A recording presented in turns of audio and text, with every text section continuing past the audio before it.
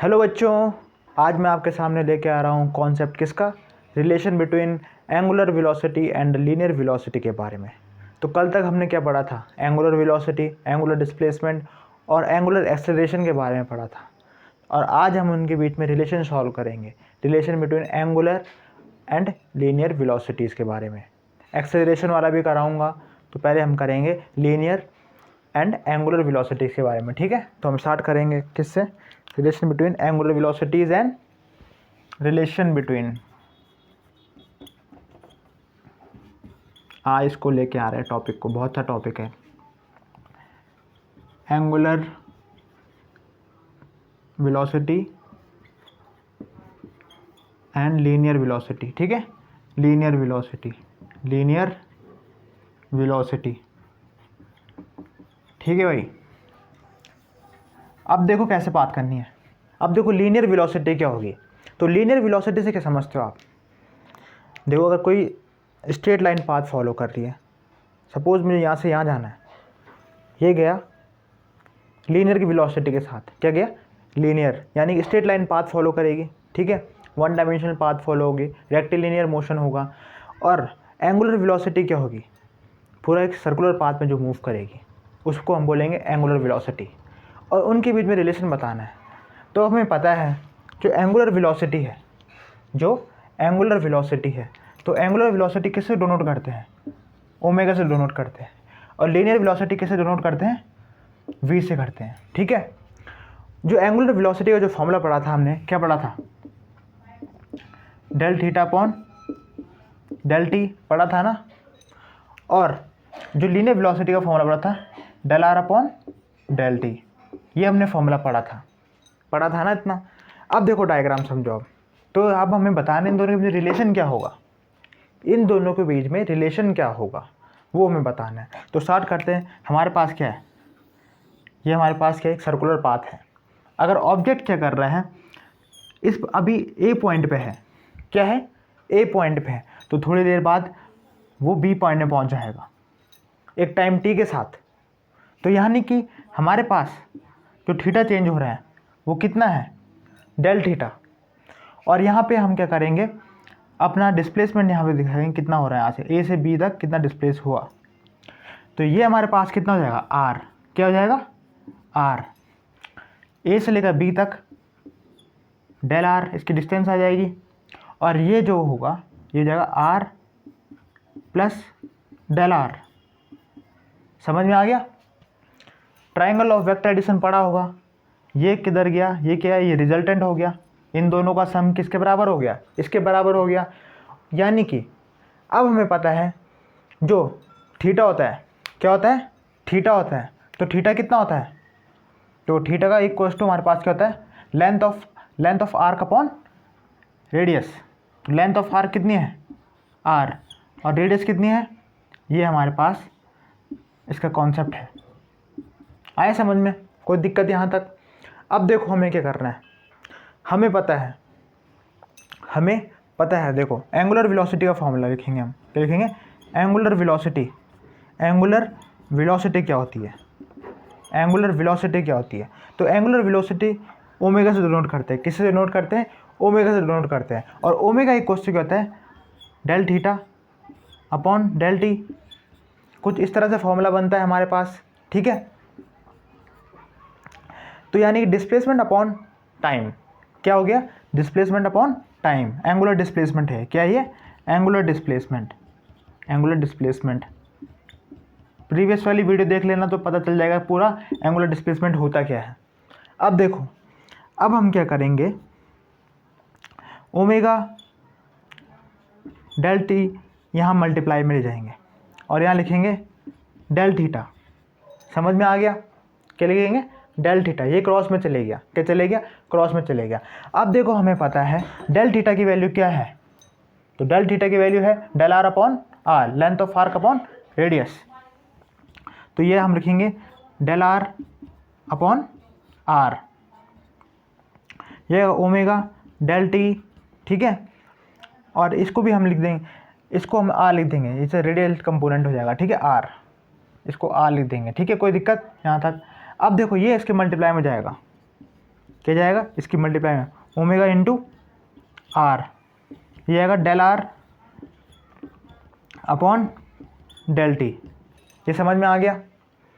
अब इस फॉर्म में है तो लिमिट हो जाएगी t x n to zero, क्या हो जाएगी, t x n to zero हो जाएगी। और ये किसका होता है, डिस्प्लेसमेंट अपॉन टाइम किसका होता है, वेलोसिटी का फॉर्मूला होता है। क्या होता है, वेलोसिटी का फॉर्मूला होता है। इसके बाद देखो तो ये कितना आ जाएगा ओमेगा, ये अभी डॉट रहने दो, क्या रख दो, इसको डॉट रहने दो, अभी हमने वेक्टर फॉर्म में इसको लिखेंगे तो ये कितना हो जाएगा, v हो जाएगा। कितना हो जाएगा, v। अगर हम इसको वेक्टर फॉर्म में लिखेंगे, क्या लिखेंगे, वेक्टर फॉर्म में, क्या लिखेंगे, वेक्टर फॉर्म में लिखेंगे तो ये आएगा कितना, ओमेगा क्रॉस r और साथ में v। इस तरह से हमारे पास रिलेशन आ गया किसका, एंगुलर वेलोसिटी और लीनियर वेलोसिटी के बीच में। तो ये क्या है हमारे पास, ये हमारे पास लीनियर वेलोसिटी है और ये क्या है, ओमेगा क्या है हमारे पास, एंगुलर वेलोसिटी। तो यानी कि v equals to omega into r.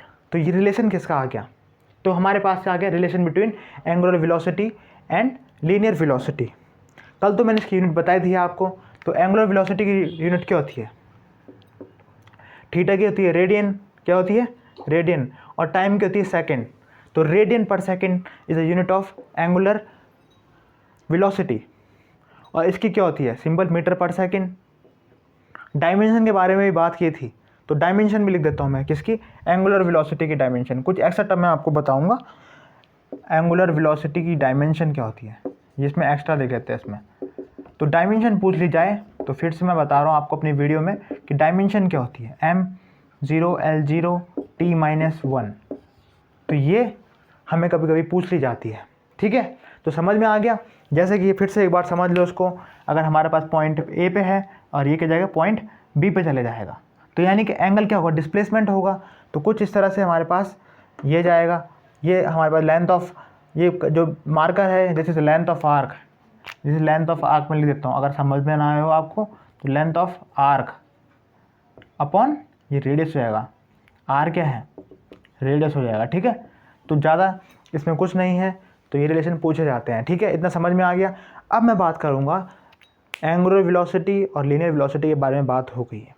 अब हम बात करेंगे किसके बारे में, angular acceleration and linear acceleration के बीच में क्या रिलेशन होता है। तो स्टार्ट करेंगे, ठीक है। तो इतना समझ में आ गया, इसको मैं रब कर दूं, ठीक है। तो मैं इसको रब कर लेता हूं, ठीक है। तो ये इस तरह से हमने कॉन्सेप्ट को पढ़ना है और इस तरह कॉन्सेप्ट को पढ़ेंगे तो हमारे जो क्वेश्चन आएंगे, ऐसा यूनिट्स आएगी, डायमेंशन आएगी, कभी भी गलत नहीं होगी। बहुत से बच्चे क्या करते हैं, बहुत से बच्चे करते हैं कि जैसे अपना कॉन्सेप्ट तो पढ़ लिया पूरा पर उसको ढंग से समझा नहीं, और जब MCQ डीपली आते हैं ना तो वो सोचते हैं कि पेपर आउट ऑफ कोर्स आ गया। पर अगर स्टेप बाय स्टेप पढ़ोगे तो सारा कोर्स एकदम क्लियर हो जाएगा, ठीक है। तो अब ज़माना ही MCQ का है, आपके जो एग्ज़ाम हो रहे हैं MCQ बेस्ड हो रहे हैं। अब हम बात करेंगे relation between angular acceleration and linear acceleration के बीच में, लीनियर एक्सेलरेशन के बीच में, ठीक है।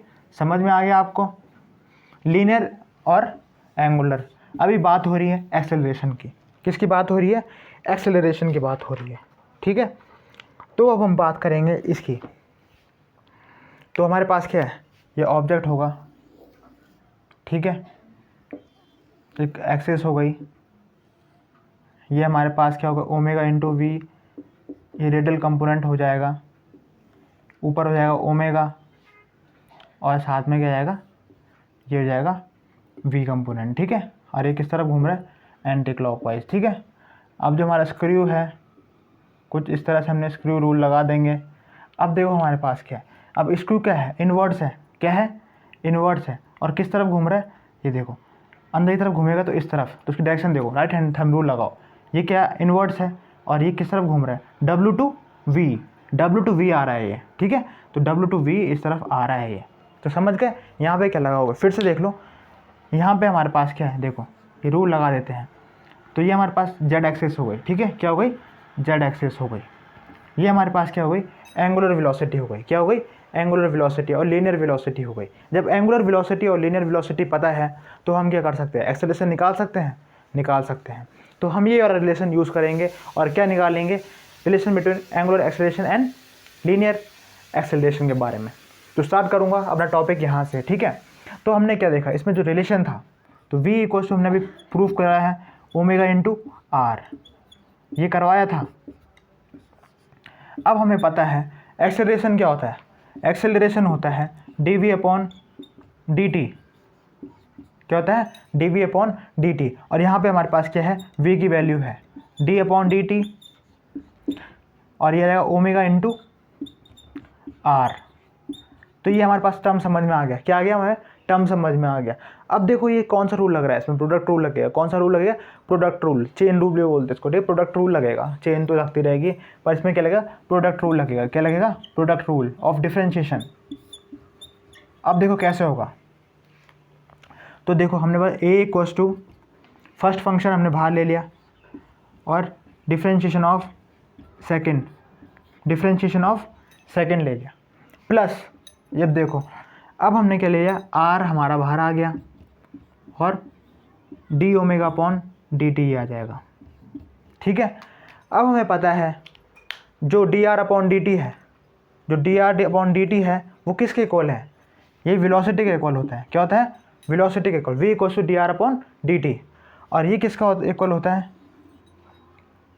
d omega upon D T. डिट इज कॉल्ड एंगुलर एक्सेलरेशन के इक्वल है। किसके इक्वल है, एंगुलर एक्सेलरेशन के इक्वल है, एंगुलर एक्सेलरेशन के इक्वल है। आगे समझ में। और ये क्या है, लीनियर वेलोसिटी। ये क्या है, लीनियर वेलोसिटी है। अब देखो कैसे होगा, तो ये हमारे पास रिलेशन आ गया, कौन सा, ये वाला, a equals to omega into v. ठीक है, इसमें हमने अपना ये लगा देंगे। अब देखो ये r इंटू एल्फ़ा, ये क्या आ गया हमारे पास, रिलेशन आ गया किसके बीच में, ओमेगा इंटू वी और r इंटू एल्फ़ा। ठीक है, तो ये रिलेशन हमारे पास आ गया है। अब हम बात करेंगे, दो कंपोनेंट हमारे फॉर्म होंगे, एक तो ट्रांसवर्स नेचर होगा, एक होगा रेडियल।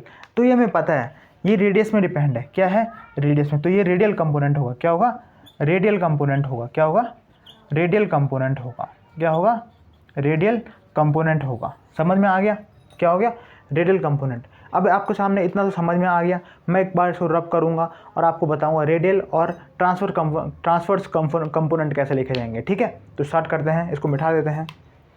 अब देखो इतना समझ में आ गया ना, ठीक है, इससे यहाँ तक कोई दिक्कत। ठीक है, तो मैंने आपको लिख दिया है पूरा फॉर्मूला और इसको हमने क्या करना है, अब आगे करेंगे। अब देखो समझो इसको, ये रिलेशन हमने यूज़ करना है अभी। ये मैं बताता हूँ आपको, ये कौन सा हमारे पास कौन सा कॉन्सेप्ट हो गया, this is a radial component. और ये अलग कंपोनेंट कैसे, ट्रांसवर्स हो गया, transverse in nature, transverse component हो गया। ठीक है, अब मैं आपको डायग्राम बताऊंगा ट्रांसवर्स और किसका, रेडियल का, तो पूरी तरह से समझ में आ जाएगा। उस कॉन्सेप्ट को हम लेंगे और आगे सॉल्व करेंगे।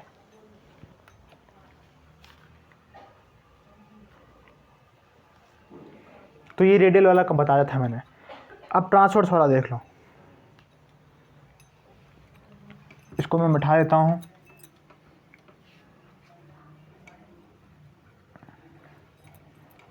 अब समझो कैसे कैसे होगा। अब हम बात करेंगे किसकी, दूसरा कंपोनेंट कौन सा है हमारे पास, ये हमारे पास के दूसरा कंपोनेंट है, यह एक्सिस हो गई। ठीक है, एल्फा इंटू आर आया था हमारे पास, क्या आया था, एल्फा इंटू आर आया था ना। तो एल्फा इंटू आर हमारे पास वाला कंपोनेंट हो जाएगा, एल्फा इंटू आर ये कंपोनेंट हो जाएगा। और यहाँ पे हम क्या करेंगे, यहाँ पे हम करेंगे एल्फा की जगह ये एल्फा हो जाएगा, ये आर हो जाएगा, क्या हो जाएगा, एल्फा, और ये हो जाएगा आर। तो ये क्या है, ट्रांसवर्स है। क्या है, ट्रांसवर्स है। इसका हमने ऐसा लेना है क्लॉकवाइज। ये हमारे पास स्क्रू हो गया, क्या हो गया, स्क्रू हो गया। इसका रोटेशन किस तरफ हो रहा है, इसका रोटेशन इस तरफ हो रहा है। क्या हो रहा है, इस तरफ। और इसका जो हमारा चल रहा है ये भी इस तरफ चल रहा है। ठीक है, तो यानी कि इस तरफ क्या कर रहा है, रोटेट हो रहा है। तो एक बार मैं इसे चेक कर लेता हूँ, हाँ इसी तरफ हो रहा है, ठीक है। तो यानी कि जो हमारा कंपोनेंट है इस तरफ है, ये कंपोनेंट क्या रहा, आउटर साइड आ रहा है। अब देखो डायग्राम को समझो, तो ये हमारा किसके लिए हो गया, ये रेडियल हो गया, और ये किसके लिए हो गया, ट्रांसवर्स के लिए हो गया, ट्रांसवर्स के लिए हो गया, ट्रांसवर्स नेचर के लिए हो गया, ट्रांसवर्स कंपोनेंट के लिए हो गया, कंपोनेंट के लिए हो गया। तो उसका जो कंबाइंड डायग्राम बनेगा तो कुछ इस तरह बनेगा।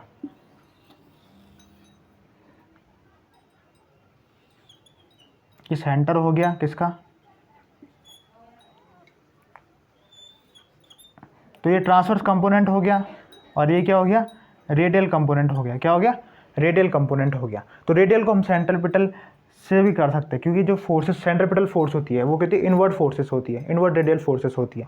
और यहाँ पे हमारे पास का क्या हो गया, ये टोटल ए हो गया, यहाँ पे थीटा हो गया, क्या हो गया, थीटा। तो हमारे पास क्या है, ये कंपोनेंट आ गया। This is component a into r. अब जो ए इंटू आर है हमारे पास, ये क्लॉकवाइज रूल पता है ना, ये हमारे पास थंब रख लो, क्या रख दो, थंब रख दो, ठीक है। तो उसका थंब क्या हो रहा है, अब हमारे पास किस तरफ रोटेट हो रहा है, इस तरफ हो रहा है। तो उसको चेक करना पड़ेगा, इसका थंब आउटवर्ड आ रहा है ना, हाँ ये है, देखो ये थंब गया, और ये क्या इस तरफ किया, इसका ये क्या आ रहा है इस तरफ। तो थंब क्या है, इस तरफ है। उस केस में क्या हो रहा है, थंब क्या है ऊपर की तरफ था, तो इससे क्या आ रहा है, रेडियल कंपोनेंट आ रहा है, और कहाँ घूम रहा है, इस तरफ। तो इसका एंगल, ये जो घूम रहे थे हमारे पास, यहाँ से लेकर यहाँ तक घूम रहा था, इसका भी देखो अल्फा से लेकर इस तरह रोटेट हो रहे हैं। तो इसको हम अलग से बनाएंगे तो कुछ इस तरह बनेगा, अल्फ़ा, और ये क्या हो गया, आर हो गया, और ये क्या हो जाएगा, अल्फ़ा इंटू आर हो जाएगा। इस तरह से कंपोनेंट हमने ये देख लिए। तो ये आपको समझ में आ गया, ये कंपोनेंट कैसे कैसे हो रहे हैं। अब हम थोड़ा सॉल्व करेंगे। ये ट्रांसवर्स के बारे में बात हो गई, और ये डिटेल कंपोनेंट के बारे में बात हो गई, ठीक है।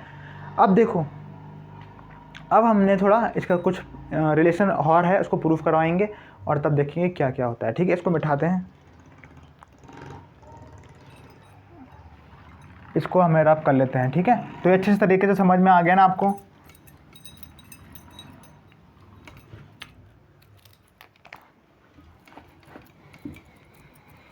अब देखो कैसे होगी बात इसकी, अब देखो कंफ्यूजन ना होना भी। अब हमने एक रिलेशन निकाला था, क्या निकाला था, सेंट्रीपिटल, उसका फॉर्मूला निकाला था हमने, A equals to omega into V और अल्फा इंटू आर, ये निकाला था ना। तो पहले हम इसकी बात करते हैं, किसके रेडियल कंपोनेंट लेते हैं, क्या लेते हैं, रेडियल वाला लेते हैं, क्या लेते हैं, रेडियल कंपोनेंट लेते हैं, क्या लेते हैं, रेडियल कंपोनेंट। तो रेडियल कंपोनेंट यानी कि ए सी ले सकते हो आप। तो A C equals to omega into V, क्योंकि हम अभी क्या ले रहे हैं, सिर्फ रेडियल ले रहे हैं, क्या ले रहे हैं, रेडियल ले रहे हैं, क्या ले रहे हैं, रेडियल वाला ले रहे हैं। तो देखो ए सी इक्वल्स टू, देखो A C equals to omega dot, ये हम ओमेगा वी में कर दो, और ये साइन 90, क्योंकि भी हमें पता है ओमेगा और इसके बीच में कितना एंगल बन रहा था, 90 का बन रहा था, क्या बन रहा था, 90 का एंगल बन रहा था, ठीक है। तो डायग्राम में क्या रहता है, ये ओमेगा हो गया, और जो वी था हमारे पास क्या बन रहा था, 90 का एंगल बन रहा था, ठीक है। ये ध्यान रखो, ओमेगा इंटू वी में 90 का बन रहा था, क्या बन रहा था, 90 का बन रहा था, ये याद रखना, ठीक है। 90 का एंगल बन रहा था, इसको मैं ढंग से बता देता हूँ, इस तरह 90 का बनेगा इनके बीच में, ठीक है, कंप्लीट एंगल। अब देखो हमारे पास क्या है, ओमेगा वी साइन 90 की वैल्यू 1 होती है, क्या होती है, साइन 90 की वैल्यू 1 होती है। अब देखो अब हमारे पास क्या आ गया, ए C equals to omega we आ गया, क्या आ गया, ओमेगा वी आ गया। अब हमें पता है ओमेगा इक्वल्स टू क्या होता है, वी अपॉन आर होता है ना। ओमेगा इक्वल्स टू क्या होता है, वी अपॉन आर, वो हमने रिलेशन पढ़ा था। तो देखो A C equals to V upon R हम कर देंगे, ये आ जाएगा कितना, वी स्क्वायर अपॉन आर।